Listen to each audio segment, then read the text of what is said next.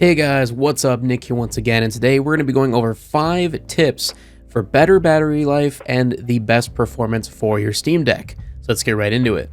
I do want to have a quick little disclaimer. Most of these you've probably heard of, or at least hopefully some of them you haven't. That's the reason you're here for this video. This is mostly for new users of the Steam Deck. Obviously, if you've had it for a few months at this point, you probably have gone through and tinkered with it and were able to figure these out for yourself. If that's the case, you're awesome, you're amazing, and I hope you've been enjoying the Steam Deck. For everybody else that's here and you want to know the absolute best ways to get the most performance and the most battery life out of your Steam Deck, this hopefully is the video for you.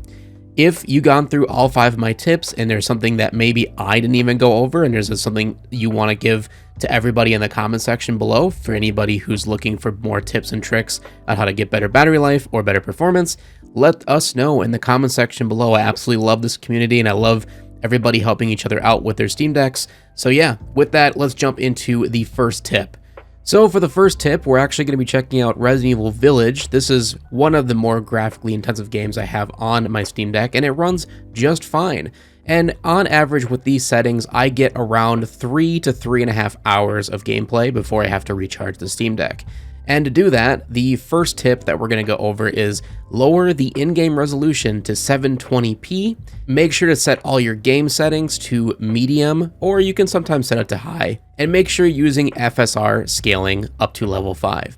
So the first things first, we're going to go down to our display settings or graphic settings, depending on which game you're playing. This is, of course, this isn't just for Resident Evil, this is just an example. So if we go down to screen resolution, here it is, you can see right now I have it set to the native 1280 by 800, which is what the screen resolution is by default.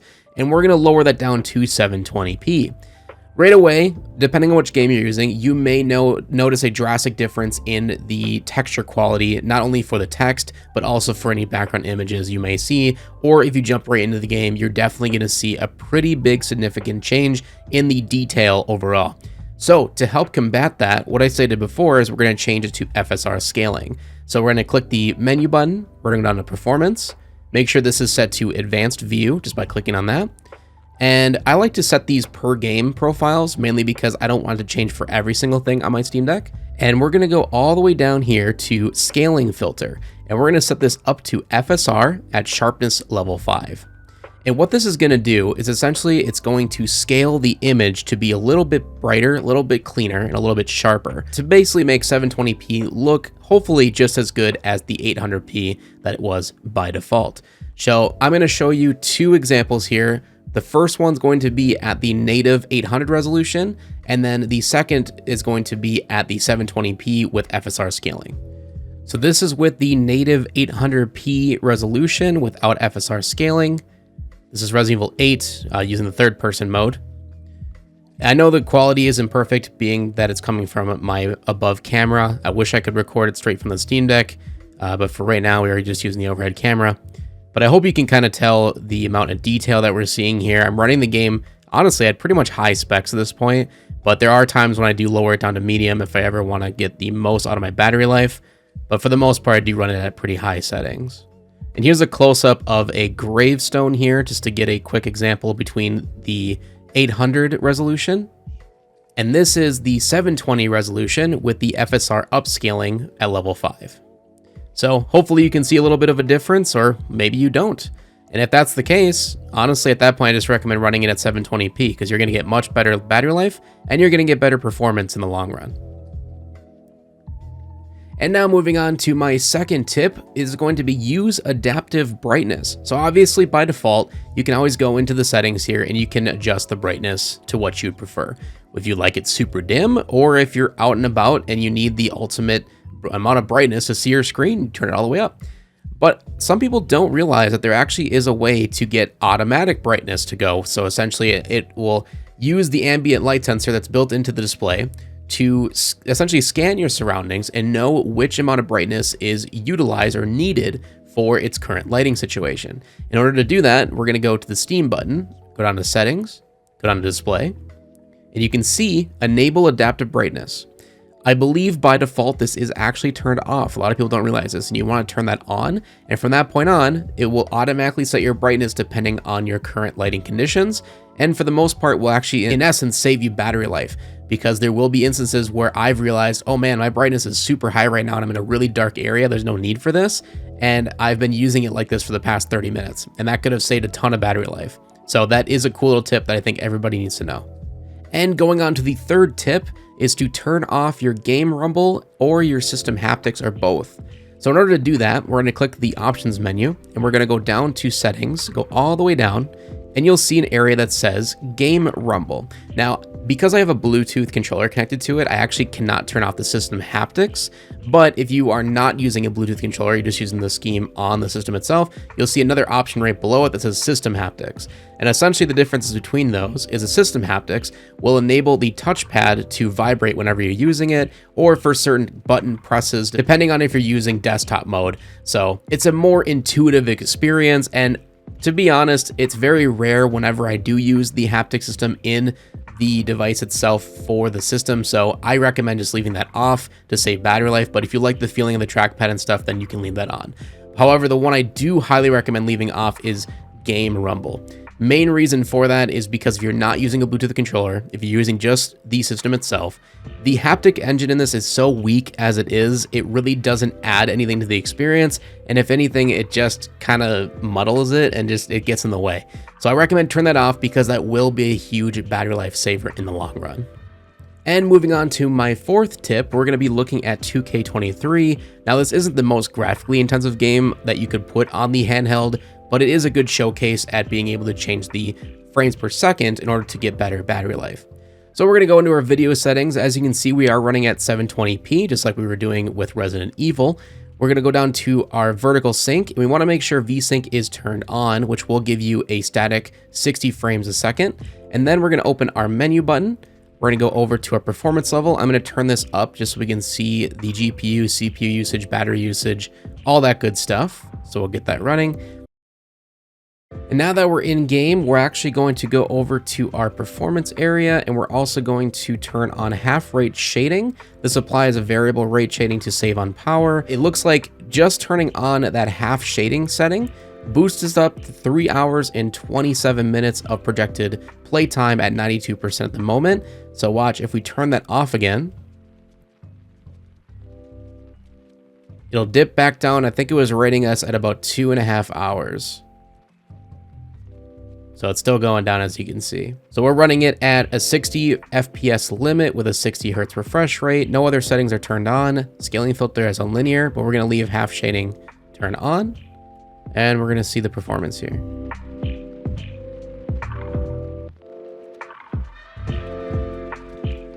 And so far it's pretty good. I'm not seeing any dips below 60. Again, I am running this at 720p resolution, and that is a huge help to the performance.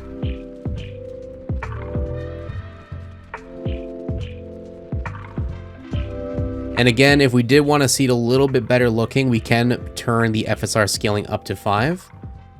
But this may cost us a little bit of battery life. Yep, as you can see, it is dipping down a little bit now. Lost about 30 minutes. So if you can live with a little bit blurrier textures, especially in a sports game like this, where you're really not going to notice those fine details when you're in the game, I highly recommend leaving FSR filter, or the filtering off, because that will give you an added about 30 minutes of game time, which on a handheld is pretty good. So yeah, it's not the most graphically intensive game that you can put on the system, like I said before, but I think it gets the job done and gets the point across that changing those settings, turning off the half filter shading, and then also lowering it to an FPS of 60, that will definitely help your battery life in the long run, depending on which AAA game you're playing. And of course, you can always raise that scaling filter to FSR to get a little bit better sharpness and clarity overall. All right, and on to my fifth and final tip for the best battery life and or performance with your Steam Deck. We're going to be looking at Wreckfest, which is another pretty graphically intensive game, and I absolutely love playing this on the Steam Deck. I absolutely have no issues with it whatsoever, but I'm going to show you how to get the best performance out of it, and at running at high settings. So as you can see, the screen resolution is set to 800, and I am running it at high to ultra settings, so pretty much as high as it can go, or basically the same settings I'd run on my high performance gaming PC. But the way I'm able to do this is actually not leaving it at its native settings. So what I mean by this is the native settings out of the box is your frame rate limit is off and your refresh rate is 60 and everything is turned off. But I'm going to show you what kind of performance we get with leaving it just as it is. All right, so we're in game. As you can see, the frames are pretty fluctuating between 50 and 60. Oh, we got one down to 40. So now we're at pretty much an average of 45, 46 frames a second. Obviously, you could lower these settings and get these frames per second up to 60, no problem. Especially if we go with the other tips I already stated in this video by lowering to 720p, putting on the FSR scaler, you name it. But the biggest thing I'm worried about is battery life. So at the moment, with the settings we currently have, we're only looking at an hour and 30 minutes of projected time at 87%. Not that great, right? So what we're gonna do, we're gonna lower the refresh rate down to 40. Now hear me out. This is gonna sound crazy. It's gonna flicker when you do that. And we're gonna move the frame rate limit down to 40 as well. Now, again, this is gonna sound crazy, trust me, but it in person from me right here, it may not catch it up on camera, it may not look good on camera, but in person, and I'm saying this with absolute honesty, this is how I run most, if not all, of my AAA games at 40 frames a second with the 40 hertz refresh rate. The main reason for that is you will get a constant 40 FPS. If you do dip below 40 for whatever reason, you will still then at that point have to lower your graphic settings to not dip, because you will notice those really intrusive dips below 40, versus if you're on 60 frames a second, it's not as noticeable. But I will say, playing on 40 versus playing on 60 in person, I don't really notice a difference. I know that is totally subjective and it's totally up to the person playing, but in my personal experience, 40 FPS at 40 hertz doesn't really have that much of a difference to 60. So let's jump into it and I'll show you what I'm talking about. So we're gonna have to restart. We already destroyed our car here, but let's reset real quick. But it looks like we are getting a constant 40 here, which is good to see. And it looks like our battery time, or the amount left on our battery, is going up. So now we're at 146. Oh gosh. But that constant 40 is looking pretty good. And in terms of smoothness, like I said, I mean, you're playing on a small display like this, and this is at the full resolution, at full settings, or ultra settings basically. So the fact that it runs this smoothly, I really don't have any complaints.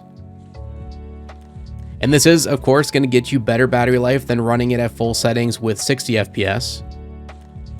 But if you wanted the ultimate amount of battery life savings, you can go through all the steps that I stated in this video. So for instance, you could lower the resolution down to 720p, you could turn on FSR scaling, you could turn on half rate shading, leave the frame limit at 40 with the refresh at 40 as well. And I can assure you, you'd probably look at about 3 hours of gameplay at that point. So it really comes, and then that's not even talking about lowering the graphic settings in the game. So yes, lowering the resolution is one thing, but then you can go in and actually change up the mesh settings, the shadow quality, reflection quality, you know, put that all on medium if anything. I don't really play too many games on low. I've never had the need to play them on low, but if you wanted to get the absolute best battery life, that would be the best way to do it. But I know a lot of people that come to these videos don't want to just hear, yeah, lower all your settings so the game looks like crap and you'll get a ton of battery life. That wasn't the point of this video, and I know a lot of people don't want to hear that. So yes, you can play a game at pretty high settings, just change some of these other settings, and it'll run just like it will at 60, in my opinion, and you'll get pretty decent to optimal battery life. So that is pretty much it for my 5 tips and tricks on the best battery life and performance you can get out of a Steam Deck at the moment. And this, I should have said at the beginning, is without any mods or anything, of course. And it is running the original Linux system. I don't have Windows installed on here or anything, so just take those with a grain of salt. Again, if you have any tips or tricks that I didn't go over that it's helped you along the way with your Steam Deck, let us know in the comment section below. I'd love to hear from you. And with that, I hope you guys enjoyed the video. Leave a like to show your support as always. Subscribe so you don't miss the next one. And we'll hopefully see you in the next one.